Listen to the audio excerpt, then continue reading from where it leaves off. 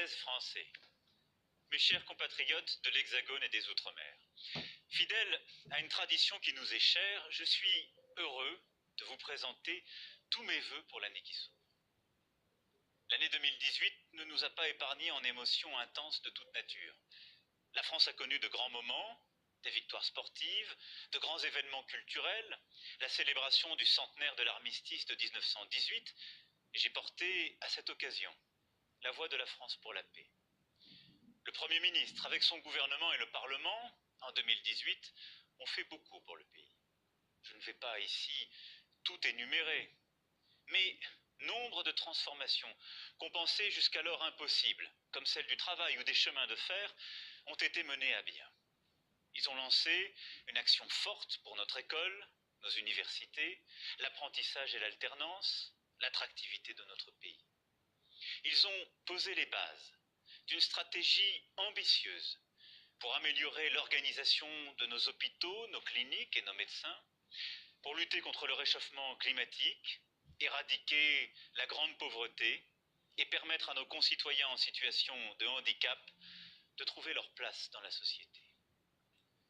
Les résultats ne peuvent pas être immédiats et l'impatience que je partage ne saurait justifier aucun renoncement.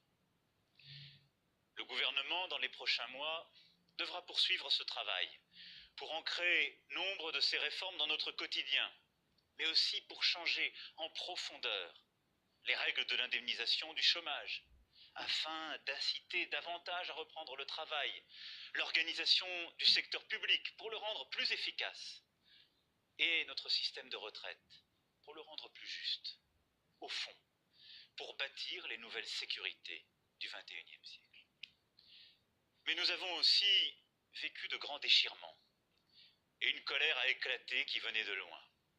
Colère contre les injustices, contre le cours d'une mondialisation parfois incompréhensible, colère contre un système administratif devenu trop complexe et manquant de bienveillance, colère aussi contre des changements profonds qui interrogent notre société sur son identité et son sens. Cette colère a dit une chose à mes yeux, quels que soient ses excès et ses débordements. Nous ne sommes pas résignés. Notre pays veut bâtir un avenir meilleur, reposant sur notre capacité à inventer de nouvelles manières de faire et d'être ensemble. Telle est, à mes yeux, la leçon de 2018.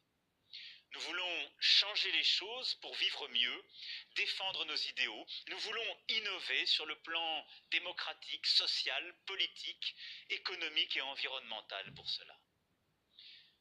Il serait dangereux que notre situation nous conduise à ignorer le monde qui nous entoure. Bien au contraire, car tout se tient. Là aussi, de grandes certitudes sont en train d'être mises à mal.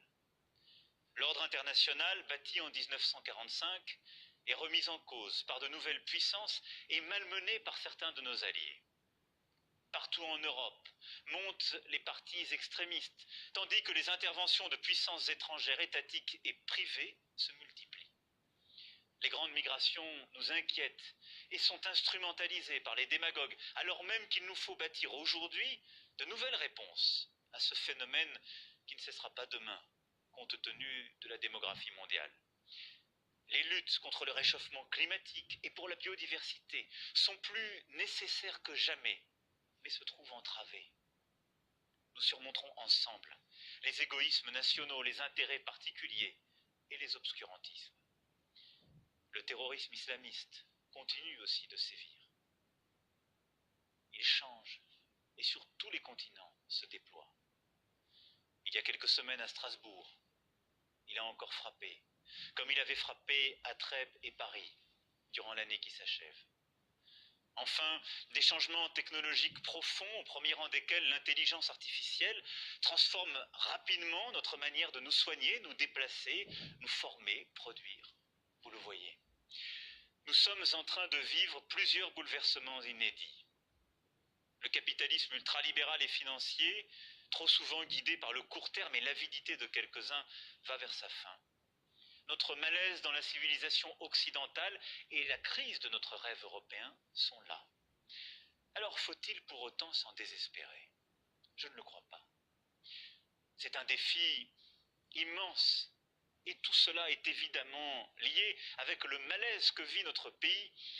Mais précisément, nous avons une place, un rôle à jouer, une vision à proposer. C'est la ligne que je trace depuis le premier jour de mon mandat et que j'entends poursuivre.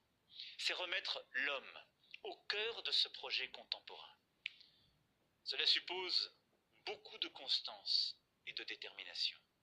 Mais je suis intimement convaincu que nous avons à inventer une réponse, un projet profondément français et européen à ce que nous sommes en train de vivre, chez nous comme au-delà de nos frontières. Il nous faut là aussi prendre, comme nous l'avons toujours fait, toute notre part à la renaissance de notre monde et de notre quotidien. C'est pourquoi, mes chers compatriotes, cette année 2019 est à mes yeux décisive. Et je veux former pour nous 3 vœux. D'abord, un vœu de vérité.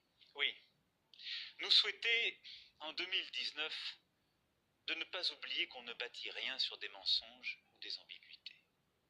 Or, je dois bien dire que depuis des années, nous nous sommes installés dans un déni parfois flagrant de réalité. On ne peut pas travailler moins, gagner plus, baisser nos impôts et accroître nos dépenses, ne rien changer à nos habitudes et respirer un air plus pur. Non, il faut tout de même sur ces sujets que nous nous regardions tels que nous sommes et que nous acceptions en face les réalités.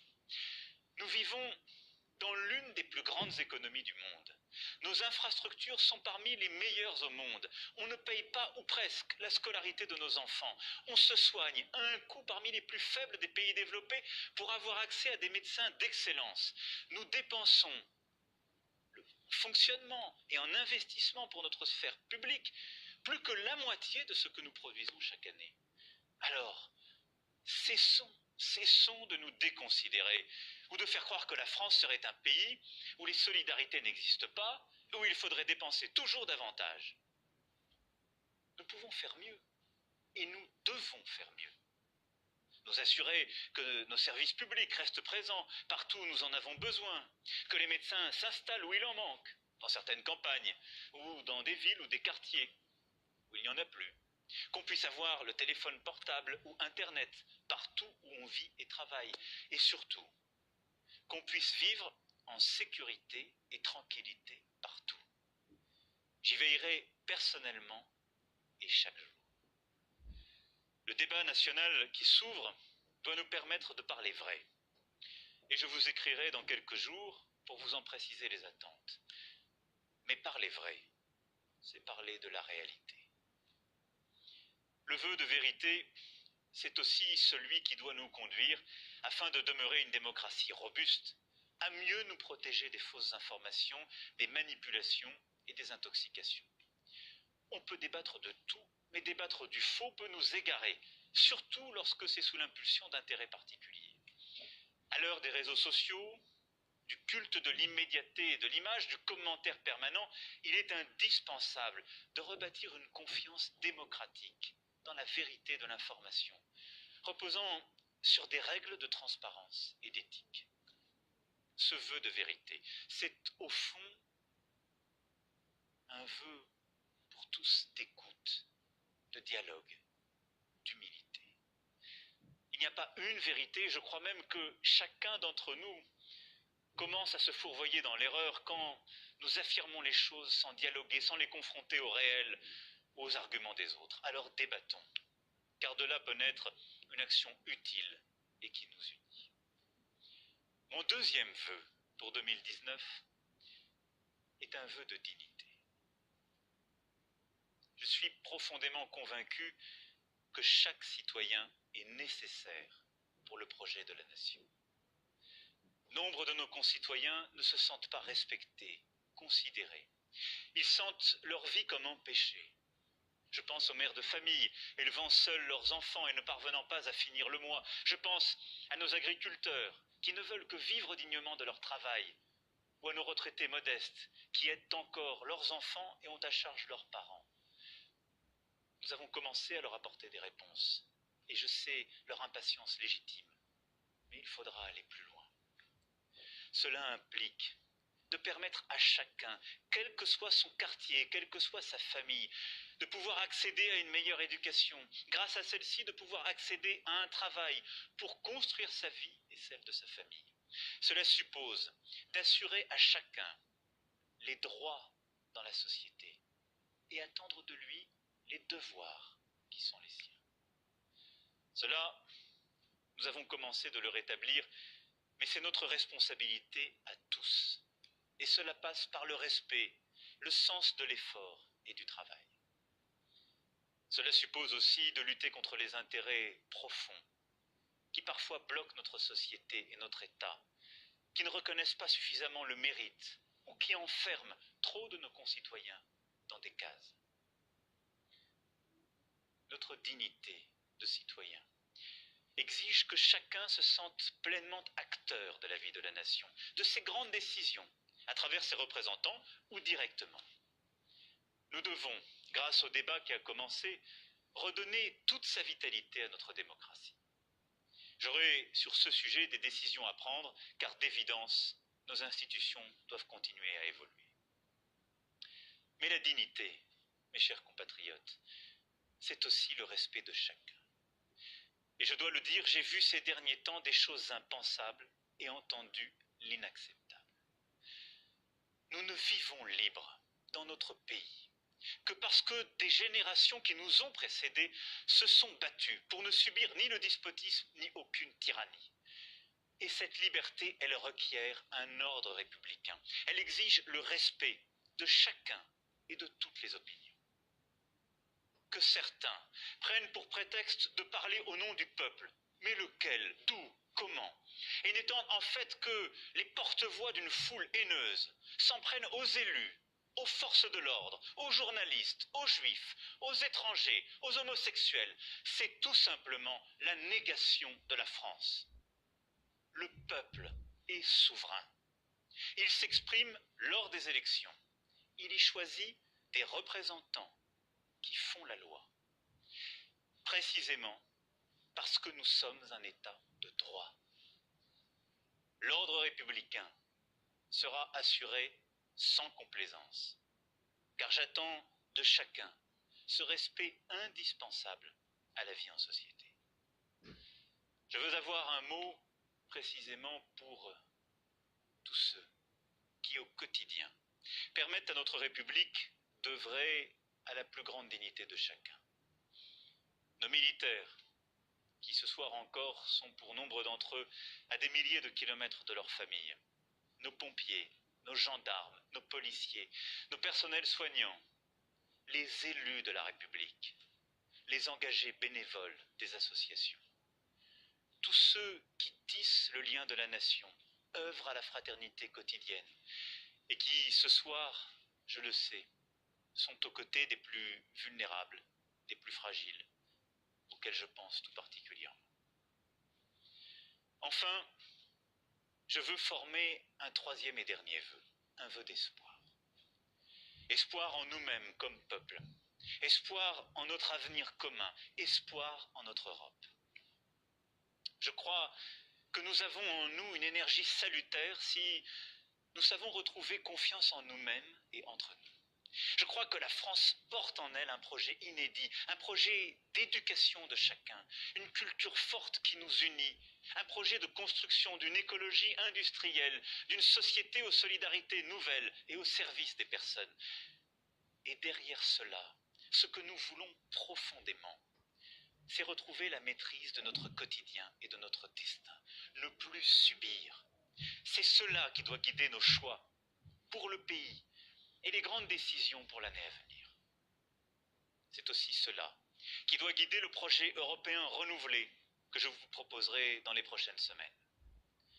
Retrouver la maîtrise de notre vie, c'est choisir notre alimentation, c'est assurer la justice fiscale, c'est nous protéger contre nos ennemis, c'est investir pour innover, c'est apporter une réponse commune aux migrations.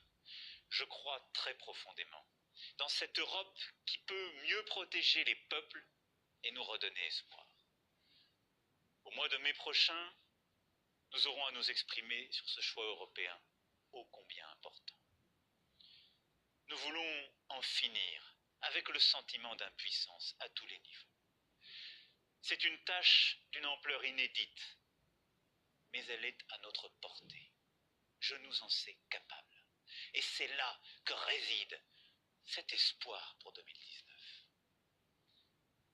J'ai grandi en province et je connais ces terres qui ont été bousculées durant ces dernières décennies et qui parfois doutent. Et je sais que notre avenir ne se fera pas autrement que par une unité retrouvée et un effort de chacun. C'est ainsi que chaque citoyen retrouvera un peu de sens et un peu de maîtrise de sa vie en plus. Et je sais que notre avenir dépend de notre capacité précisément à nous aimer et à aimer notre patrie. De tous les horizons, de toutes les générations. Là est l'énergie de la France. Je suis au travail, fier de notre pays, fier de toutes les Françaises et de tous les Français, déterminé à mener tous les combats présents et à venir, parce que je crois en nous, je crois dans cet espoir français et européen que nous pouvons porter. Alors, mes chers compatriotes, je vous souhaite une belle année 2019. Vive la République et vive la France.